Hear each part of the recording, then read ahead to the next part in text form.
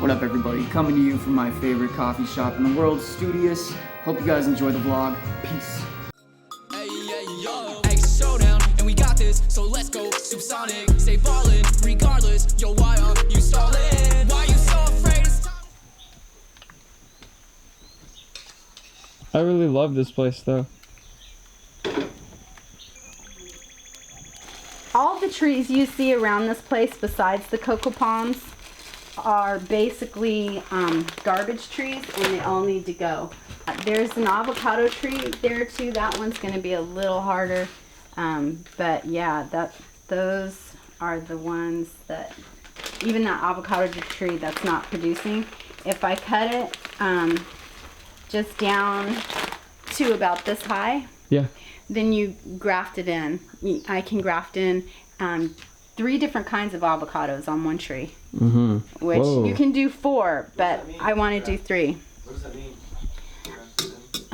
You graft in other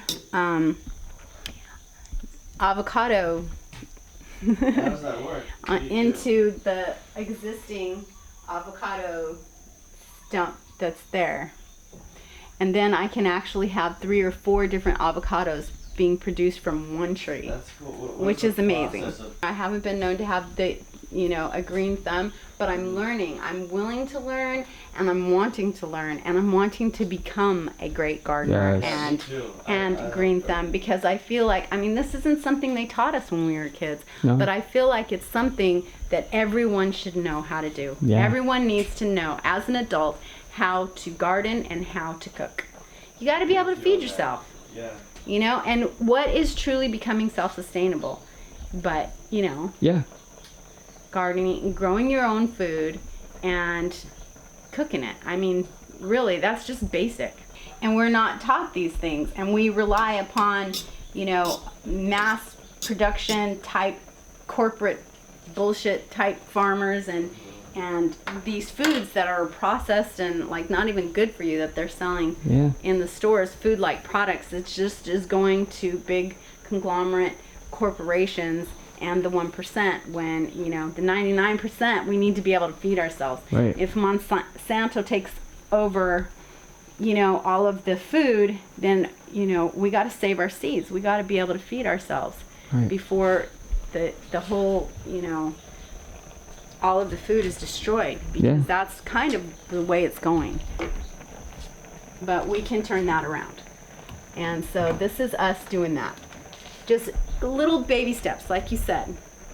And each person, one person makes a difference in their own world. If they're doing that in their own world, they're making a huge difference. Yeah. Just growing a little bit of food and planting trees and planting fruit and stuff. Fruit grows so much here, and I want to put in the avocados. I know the best varieties, the kahalu and the charwil, and I think there's one more, but I know the best varieties. They have avocados this big. You get one avocado, and it's got a tiny pit, Yeah. and it makes a guac that feeds a whole family on one fruit. Just one. Yeah, and then the same with let's see, what are the other things that, there's all the different varieties of bananas. There's 500 different varieties on the island. There's 500 different varieties of what's the other one? Not avocado, but maybe avocado. But the best bananas are the apple bananas and the ice cream bananas. Mm. And those are the ones that everyone wants. And so, if you're producing those, not only are they more enjoyable because they're the sweetest, creamiest, yummiest, like the avocado, the creamiest, yummiest, nuttiest, Right. varieties. Not only are we enjoying them, the best kinds, but also you can sell them at the market. There's such abundance here, and it's not like that back it just home. falls off the trees. Yes. It's just, you can go down the street and just pick stuff up off Yeah. the ground. You have to be careful. You have to make sure it's not got big rat bites in it, or that it's whole, and you wash it off and whatnot. But yeah, you can pick a lot of food up from the ground. Cocos, oh my gosh. And coconuts are the best food. I mean, they provide so much nutrition, and just drinking them. I mean, you can't just drink the coconut water and eat coconuts like all day, every day, though. You have to be careful, because Right, yeah. yeah. But it's You'll still really regret it. awesome, though. Yeah. But you can basically live off the stuff. Like, if you're fasting, that's definitely a really good one to. So I think that's done. I think it's done. I think it's done. Thank you so much, by the way. You're welcome so much. Let's see. You know, that has a car and a house and this Right. and that, right? Right. And is a good provider. Here, he's got to be able to fish, climb a cocoa, and chop cane grass. Yeah, right. Maybe build a hut. Different things. Yeah. Makes And sense. that makes a man here a good provider. So if you can learn how to climb a coconut tree, spearfish, and build a grass hut, you're good. You're golden. I'll do 2 of those 3. Willingly. That's it.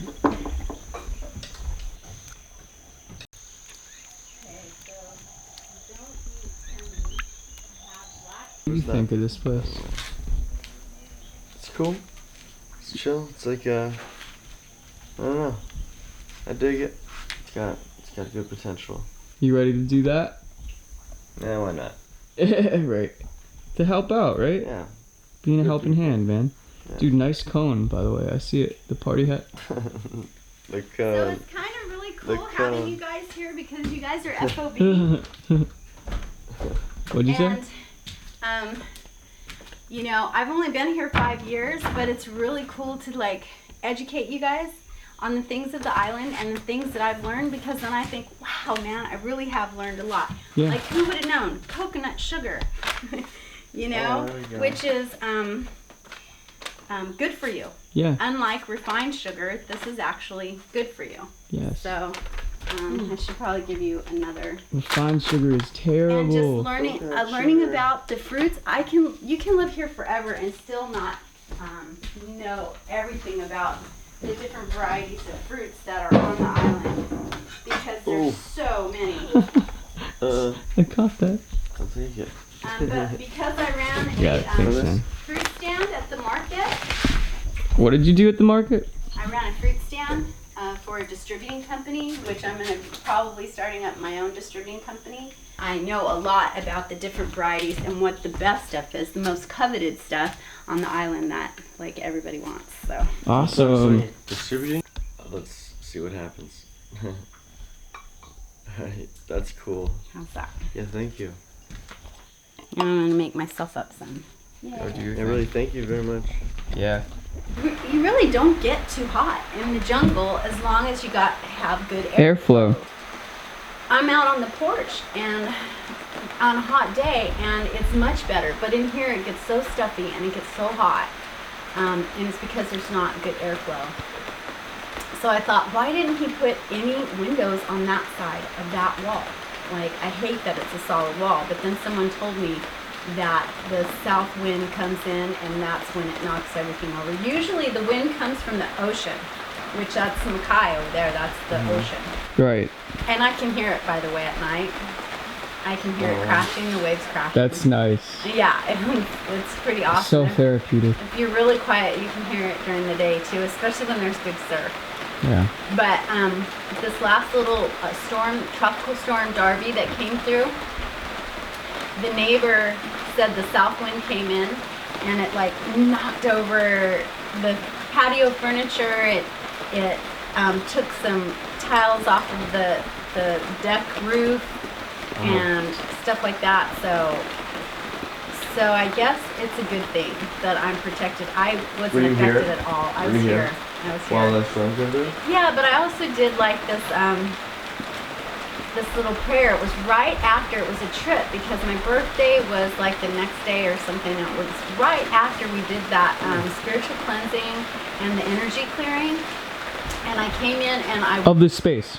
of this space, and I came in and I greeted the place because it was something that I had never done out loud or consciously. Like, I think it was just without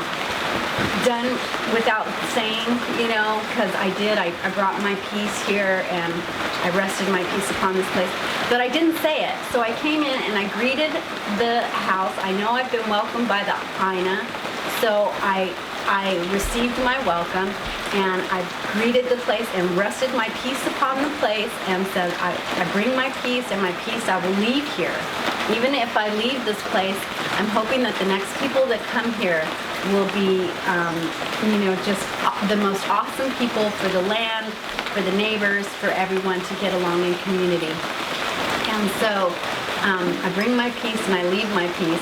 And so as I said that, I thought about how, Jesus, when he was on this boat and his disciples were freaking out scared, right? Mm-hmm. And they were like, this storm is about to overtake us and we're all going to die. They're like, what are you thinking? Because he was down below sleeping. They're like, how can you sleep? And he's like, oh, I don't know if he said it then, but he's like, oh, you have little faith. And he went out and he just put his hand out to the storm and he said, peace.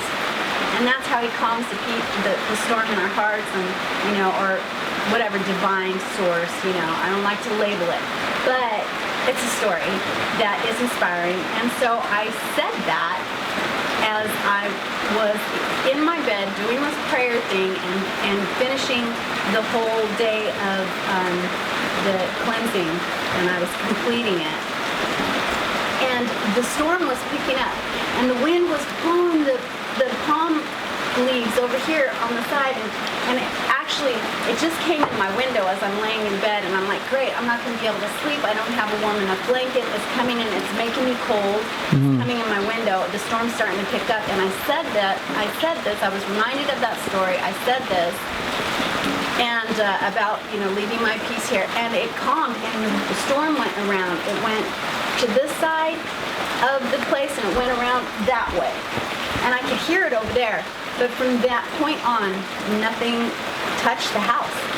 No wind, nothing touched the house.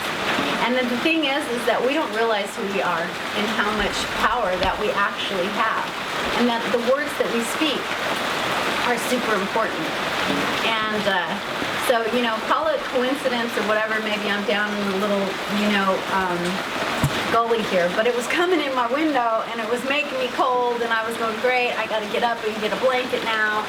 And as soon as I said that prayer and it stopped, I went right to sleep and had no more problems. And the neighbor next door is like, and the wind blew down a tree and it hit the porch and the patio furniture went. And she was all scared and sent me a text, and she's like, how's it over there? And I was like, I'm fine. yeah, so. That's cool. It's the intention. Mm-hmm. It all comes back to intention.